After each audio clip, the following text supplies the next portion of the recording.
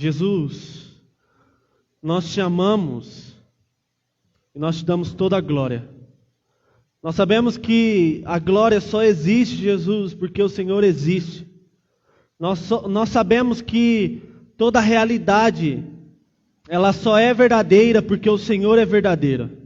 Obrigado porque você é a expressão exata de Deus para nós.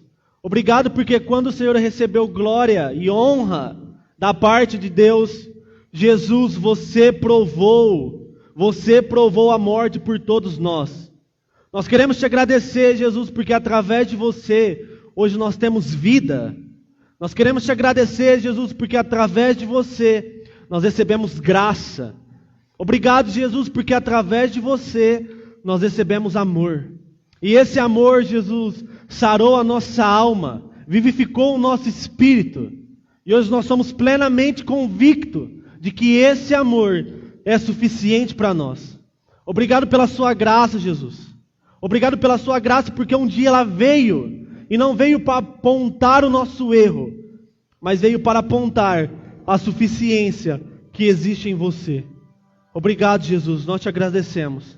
Amém, amém e amém.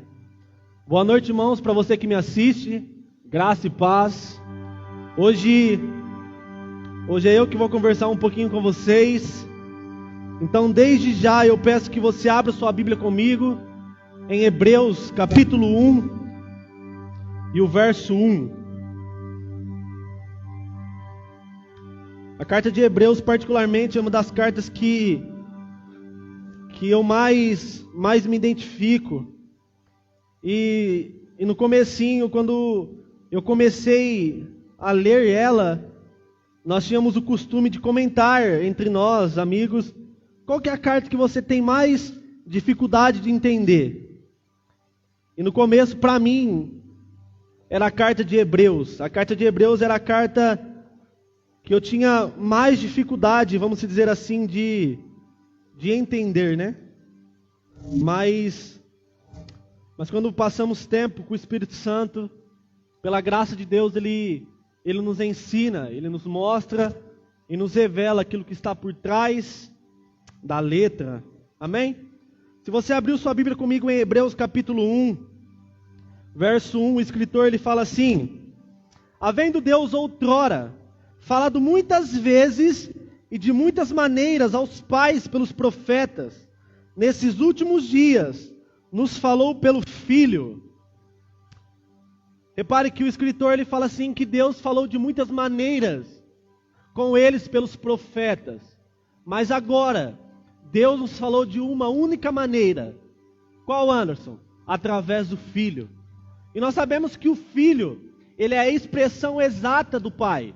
Jesus, ele é a expressão exata de Deus. E nós também conseguimos entender, olhando para Jesus, que ele também é a palavra viva de Deus em ação.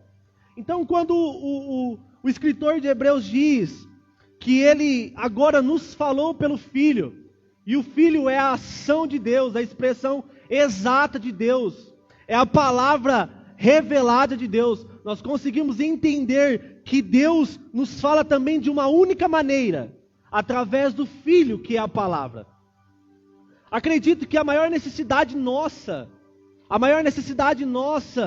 espiritualmente falando, é de sermos governados pela palavra.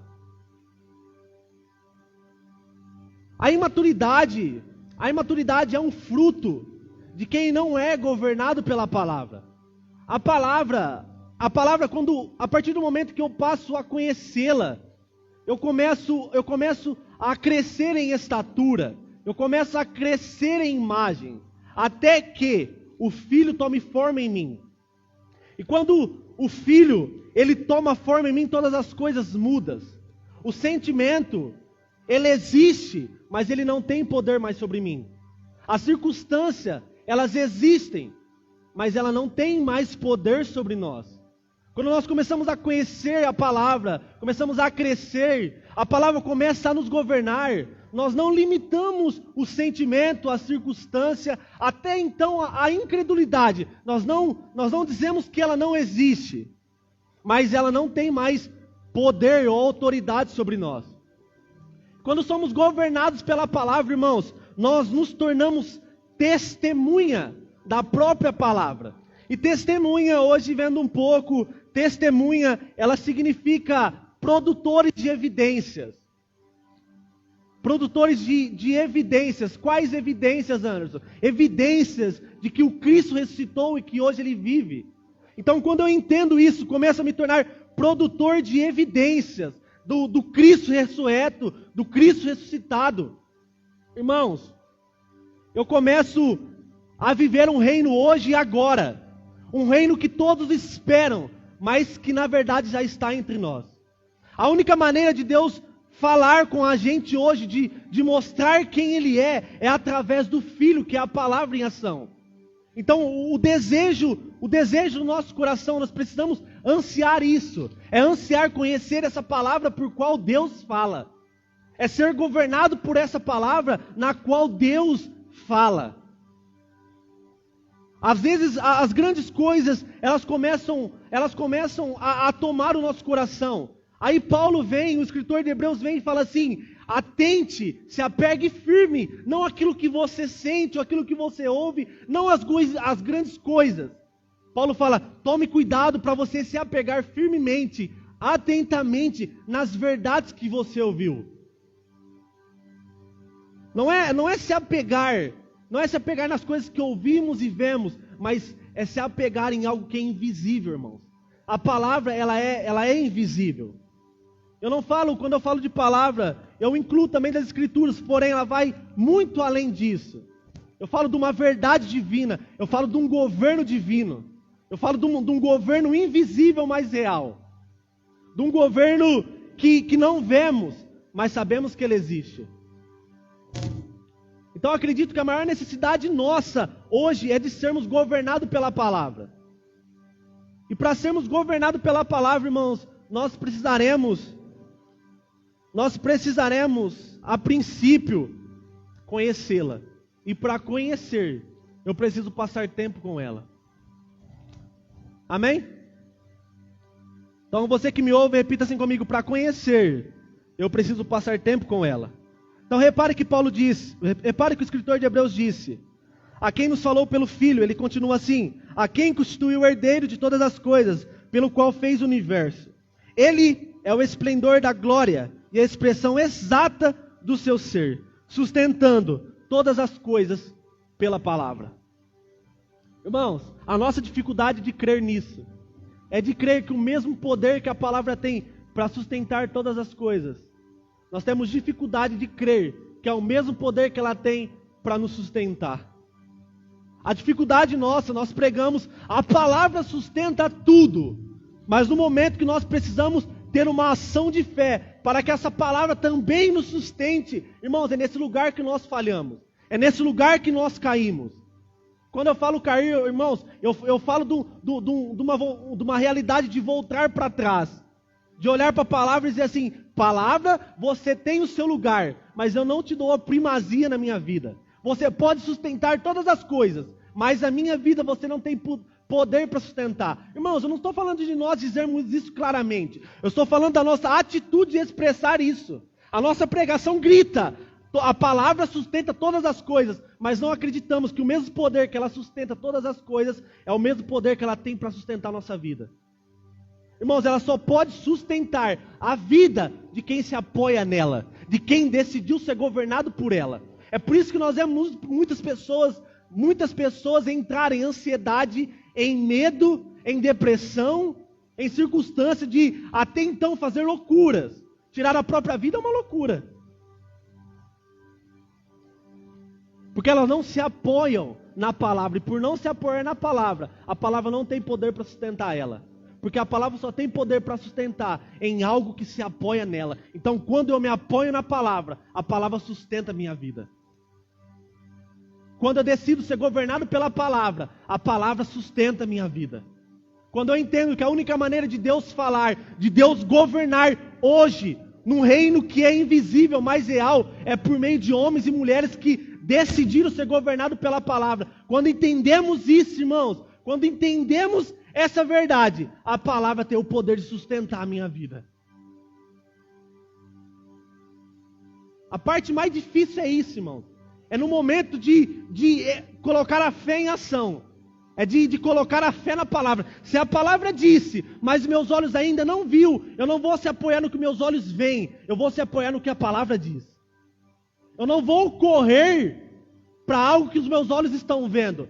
Eu vou correr para aquilo que diz a palavra. Irmãos, e esse é o momento mais difícil. Porque pregar sobre isso é lindo. Mas na hora de colocar a fé em ação, irmãos, é totalmente diferente. Porque aí precisa, irmãos, de um coração verdadeiro. De um coração que, Senhor, eu não coloco apenas aquilo que eu não tenho de valor aos seus pés. Mas tudo aquilo que eu tenho de valor, Jesus, eu derramo aos seus pés. Porque a única coisa que eu tenho é você, Jesus. A única coisa que pode mudar essa circunstância, a única coisa que pode mudar essa circunstância é você, Jesus. E você é a palavra de Deus em ação na minha vida. Você é a palavra de Deus me governando, Jesus. Você é a única maneira de Deus falar. Você é a única maneira de Deus se expressar. Você é a única maneira de Deus mostrar o governo que todos esperam, mas que já está entre nós. Os fariseus esperavam um governo. Irmãos, mas na verdade o governo já estava no meio deles. E sabe, eu vejo mais corações parecidos com o dos fariseus do que corações parecidos com o coração de Jesus. Eu lembro de algumas passagens que a Bíblia mostra para nós. Jesus foi para Belém para se cumprir o que fora dito. Jesus foi para tal lugar para se cumprir o que fora dito. Jesus, ele caminha para tal lugar para se cumprir o que fora dito. Então o que eu entendo é que Jesus era governado pela palavra que estava liberada sobre ele. E todas as vezes que ele se movia de acordo com a palavra, ele cumpria uma verdade que estava escrita sobre ele. Então todas as vezes que somos governados pela palavra, que nos movemos de acordo com a palavra, nós cumprimos alguma verdade, ou a palavra que está sobre a nossa vida. Todas as vezes que eu me movo, que eu sou governado pela palavra, eu cumpro algo que é sobre a minha vida. Aleluia! Uma palavra que diz que ele se fez pobre para que fôssemos ricos. Essa palavra está liberada sobre nós, sim ou não? A palavra que diz que ele se fez enfermo para que fôssemos curados, está liberado sobre nós, sim ou não? Mas quando ela se cumpre? Quando eu decido deixar a palavra governar a minha vida. Quando decidimos deixar a palavra sustentar a nossa vida. O mesmo poder que ela sustenta todas as coisas, é o mesmo poder que ela sustenta a vida daquelas pessoas que decidiram se apoiar nela. Então o meu conselho é que, a partir de hoje, não negue o sentimento, não negue a circunstância, mas não vive a partir delas. Não negue as coisas ruins, porque ela existe. Jesus disse, no mundo tereis aflições. Então não negue as aflições, mas não viva a partir delas. Não deixe ela governar você. Você tem um governo que Paulo, ele fala assim, para muitos é loucura, mas para nós é o poder de Deus. Onde Paulo fala assim, alguns se escandalizam porque é loucura para eles, mas para nós que cremos, é o poder de Deus. A palavra que diz que somos curados, mesmo sentindo dores, é loucura para alguns, mas para nós que se apoiamos na palavra, é poder de Deus para nós. Então meu conselho é não negue, irmão, a circunstância, mas não viva a partir dela. Mas também não negue a palavra, mas deixe ela governar a sua vida. Deixe ela mover as suas atitudes, as suas ações. Deixe ela fazer de você um produtor de evidências. Hoje, na verdade, no meio cristão ou evangélico, o que na verdade precisa, irmãos, são evidências. Porque de palavras, abrimos o celular e nós encontramos o tema que nós queremos ouvir. Vamos, irmãos, isso é legal, é incrível. Mas acredito que o mesmo Espírito que ungiu Jesus, é também o mesmo Espírito que nos ungiu. E pense comigo, Ele nos ungiu para quê? T.L. Osborne, ele fala assim que o mesmo Espírito que ungiu Jesus foi o mesmo Espírito que nos ungiu, com o fim de continuarmos aquilo que Jesus fazia e ensinava. Uau! Vou repetir, T.L. Osborne, ele disse que o mesmo Espírito que ungiu Jesus foi o mesmo Espírito que nos ungiu, a fim de quê?